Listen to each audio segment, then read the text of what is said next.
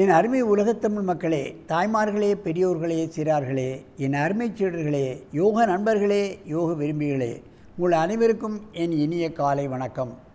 கலைஞர் தொலைக்காட்சி நிகழ்ச்சியில் நலமுடன் வாழ என்னும் பிரிவில் யோகாசனத்திற்கு அதிக முக்கியத்துவம் தரப்படுவதை நீங்கள் அறிவீர்கள்.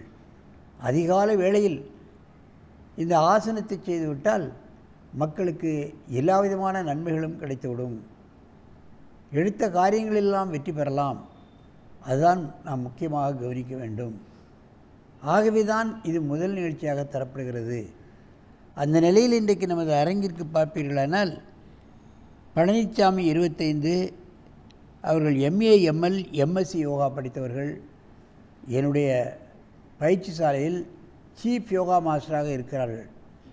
காலையிலே இங்கே வந்து 5 மணியிலிருந்து 8 மணி வரைக்கும் எல்லோருக்கும் யோகாசனம் கற்றுத்தருகிறார். மாலையிலும் கற்றுத்தருகிறார். கோர்ட்டுக்கும் செல்கிறார். அதைத்தான் நாம் கவனிக்க வேண்டும். தன்னுடைய வாழ்நாளில் 1 மணி நேரம் கூட சுறுசுறுப்பாக இருப்பார். அதை வேஸ்ட் பண்ணவே மாட்டார்.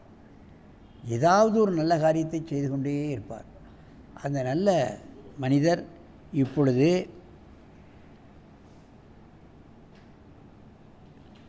ஊர்த்வ சலபாசனத்தை செய்ய போகிறார். யாரும் ஊர்த்வ சலபாசனம் செய்வது என்பது சாதனை செய்தால்தான் செய்ய முடியும், இல்லாட்டி செய்ய முடியாது. அவ்வளோ அற்புதமாக அந்த ஊர்த்வ சலபாசனத்தை செய்வார். என் அருமை சீடர் பழனிசாமி அவர்களே, நீங்கள் இப்போ ஊர்த்வ சலபாசனத்தை செய்யுங்கள். அப்படியே குப்புறப்படுங்க. பார்க்க வேண்டும். யோகாசன ஆசிரியர் என்றால் இந்த ஆசனங்களெல்லாம் அற்புதமாக செய்யணும். அப்போ தான் நல்ல கையை உள்ளே கொண்டு போயிருங்க. காலை விரைப்பாகவே தூக்கணுடைய பெண்ட் ஆகுது. பாருங்கள், முதுகெலும்பினுடைய பலத்தால் தான் இது தூக்க முடியும். கையை அழுத்தத்தினால இந்த கை லிவரேஜில் அப்படியே கால் தூக்குது. சலபாசனம். L4 L5 உள்ள முதுகெலும்பில் உள்ள பிரச்சனைகள், ஸ்பாண்டிலேசிஸ் கழுத்து பிரச்சனைகள், அடிவயிற்று பிரச்சனைகள், இவைகளெல்லாம் சரி செய்யக்கூடிய அற்புதமான ஆசனம். கான்ஸ்டிபேஷன், வயிற்றில் வலிகள், முதுகெலும்பு L4 L5 டிஸ்க் ப்ரொலாப்ஸ் என்று சொல்வார்கள். இவைகளெல்லாம் இந்த ஆசனத்தின் மூலமாக முழுமையாக நீக்கப்பட்டு விடும் என்பதை நீங்கள் தெரிந்து கொள்ள வேண்டும். இந்த அளவு தூக்காவிட்டாலும் ஓரளவாவது தூக்கினால் போதுமானது. இந்த ஓரளவு தூக்கக்கூடிய நிலையிலே கொஞ்சம் தூக்குங்க பார்க்கலாம். ரொம்ப தூக்க வேண்டாம், கொஞ்சம். இந்த அளவு தூக்கினாலே போதுமானது. அது முடியாவிட்டால் கால் பாதங்களுக்கு கீழே ஸ்டூலை வைத்து கூட இந்த ஆசனத்தை நாம் செய்யலாம். இல்லை யாராவது காலை பிடிச்சி தூக்கி கூட செய்யலாம். ஏன்னா குண்டானவர்கள், வயோதிகர்கள், நோயாளிகள் செய்ய முடியாது. அப்படியே திரும்பி லெஃப்டில் திரும்பி தலையை எங்கே வச்சு பண்ணுங்கள்.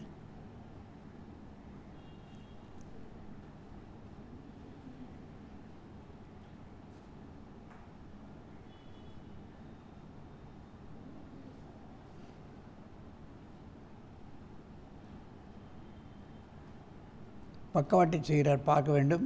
கை எப்படி வைக்கப்பட்டது, கையை அழுத்தி தூங்க. ஊர்த்வ சலபாசனம். மெதுவாக இறக்குங்கள். நன்றாக மூச்சை இழுத்து கொள்ளுங்கள். முதுகெலும்பினுடைய லிவரேஜில் தான் இது தூக்கப்படுகிறது. இல்லைன்னா தூக்கப்படாது. முதுகெலும்பு எவ்வளவுக்கு பலமாக இருக்கின்றதோ, ஃப்ளெக்சிபிளாக இருக்கின்றதோ, அப்பொழுதுதான் இந்த ஆசனம் மேலே தூக்கும். நல்ல மூச்சிடுங்க. அப்படியே என்ன பக்கம் தலையை வச்சு அங்கே கால் நீட்டுங்க. திரும்புங்க.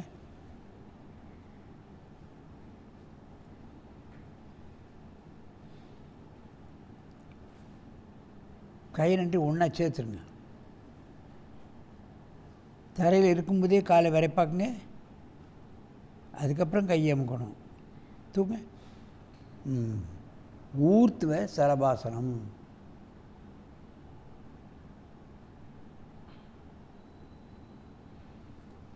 நன்றாக மூச்சை இழுத்து கொள்ளுங்கள்.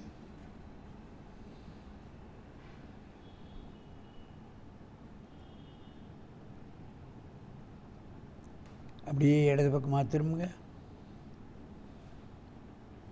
பல கோணங்களில் இந்த ஆசனம் தரப்படுகிறது.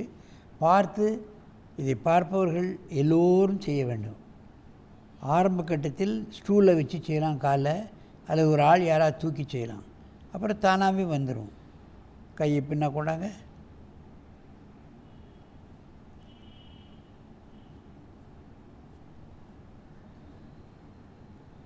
ஊர்த்வ சலபாசனம்.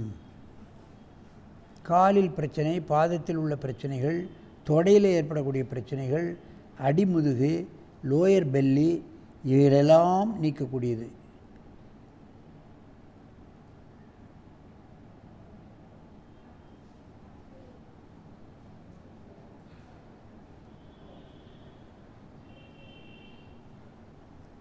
நேராக வந்து பத்மாசனத்தில் உட்காருங்கள். முதுகெலும்பில் பல்வேறுபட்ட பிரச்சனைகள் வருகிறது. சமீபத்தில் ஒரு 13 வயசு பெண்மணி, அது எஸ்எல்சி படித்து கொண்டிருக்கிறது. முதுகில் வலி வந்துவிட்டது. இவ்வளவுக்கும் அது சைவம். வலி என்றால் கடுமையான வலி, காய்ச்சல் அதிகம். என்னெல்லாமோ டெஸ்ட் பண்ணி பார்த்து அது ஒன்றும் சரி வரலை. 20 நாள் 1 மாதம் வரைக்கும் ஆஸ்பத்திரியில் இருந்து பார்த்தாலும் முதுகு வலி விட்டபாடில்லை. என்னெல்லாமோ மருந்து சாப்பிட்றாங்க, ஒன்றும் கேட்கல. கடைசியில் ஒரு பெரிய ஆஸ்பத்திரியில் போய் அந்த முதுகை எக்ஸ்ரே எடுத்தால் முதுகெலும்பு அந்த 13 வயசு பேருக்கு இப்படி பாம்பு மாதிரி வளைஞ்சிச்சு. பார்த்து ஆச்சரியப்பட்டிருக்காங்க. 1,00,000 பேருக்கு ஒரு பேருக்கு இப்படி வருமா முதுகெலும்பில் இப்படி வளைஞ்சிடுச்சு. அதுக்கு முதுகு வலி. இங்கே உள்ள எலும்பு நிபுணர்கள் அத்தனை பேரும் கூடி அதை எக்ஸாமின் பண்ணி இதை எப்படி என்ன பண்ணலான்னா, அதை என்ன பண்ணலான்னு இவங்களுக்கு ஒன்றுமே தோணலை. முதுகெலும்பு இப்படி வளைஞ்சிட்டு என்ன பண்ணணுன்ட்டு அமெரிக்காவில் உள்ள யோக நிபுணர்களை கம்ப்யூட்டர் மூலமாக தொடர்பு கொண்டு அந்த முதுகெலும்பை என்ன செய்யலான்னு கேட்டால், முதுகை வெட்டி அந்த எலும்பை அடுக்கி அதுக்குள்ளே ஒரு குழாயை சொறி நீங்கள் கீழே மேலே நட்டை போட்டுருன்ட்டான் அவன். குழந்தை உடனே ஆப்ரேஷனுக்கு ஏற்பாடு பண்ணி பெரிய ஆஸ்பத்திரி முதுகை அப்படியே பிளந்து எலும்பை ஒழுங்காக அடுக்கி ஊடையில் ராடு கொடுத்து மேலேங்களையும் நட்டு போட்டான். ஆஸ்பத்திரியில் படுத்து முதுகு சரியாயிட்டுது, நேரே உட்காந்துட்டுது, வலி இல்லை. ஆனால் என்ன நடந்தது என்று கேட்டால், கீழே உள்ள நட்டு காலுக்கு செல்லக்கூடிய முதுகெலும்பு வழியாக செல்லக்கூடிய அந்த நர்ஸை அது சேர்த்து முறுக்கில் எல்லாம் ஆப்பிடுச்சு. ஆகையினால் 2 கால்களும் அவர்களை பார்க்காமல் அது 2 கால்களும் அழுகி காலை எடுக்கக்கூடிய நிலை வந்து விட்டது. ஆச்சரியப்பட்டு போனார்கள். பிள்ளையை டிஸ்சார்ஜ் பண்ணும்போது பார்த்தா கால் 2 அழுகியிருக்கு, 2 காலையும் எடுக்கக்கூடிய நிலை வந்து விட்டது. என்ன செய்வது என்று தெரியாமல் பெற்றோர்கள் தவித்தார்கள்.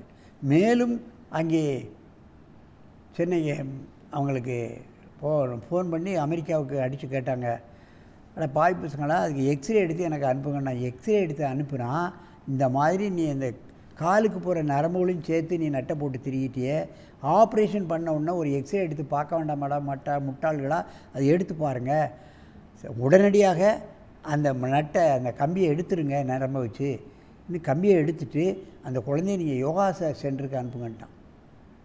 உடனடியாக திரும்பவும் வெட்டி அந்த ராடை எடுத்துட்டு இங்கே அனுப்பி வைத்தார்கள். நாங்கள் அதுக்கு ஒரு சில ஆசனங்களெல்லாம் ஒரே மாதம் பண்ணி நல்ல அதுக்கு சைவமாக இருக்கின்ற காரணத்தினால் இப்பொழுது முதுகு சரியாகிவிட்டது, காலும் சரியாகிவிட்டது. அதான் ஆச்சரியம். ஆகவே எந்த நேரத்தில் எந்த மனிதர்களுக்கு எப்படி நோய் வருகிறது என்றே தெரியவில்லை. அதை நீக்க முடியாமல் திண்டாடுகிறார்கள். யோகாசனம் ஒன்றுதான் எல்லா நோய்களுக்கும் ஒரு உறுதுணையாக இருக்கும் என்று கேட்டு நீங்கள் எல்லோரும் யோகாசனம் செய்ய வேண்டும். எந்த கடுமையான வியாதிகளுக்கும், கண்டுபிடிக்க முடியாத நோய்களுக்கும், தீராத நோய்களுக்கும் யோகாசனம் ஒரு நிச்சயமாக விடிவாக உங்களுக்கு அமையும் என்று கேட்டு உங்களிடமிருந்து விடைபெறுவது ஆசனம் ஆண்டியப்பன். வணக்கம்.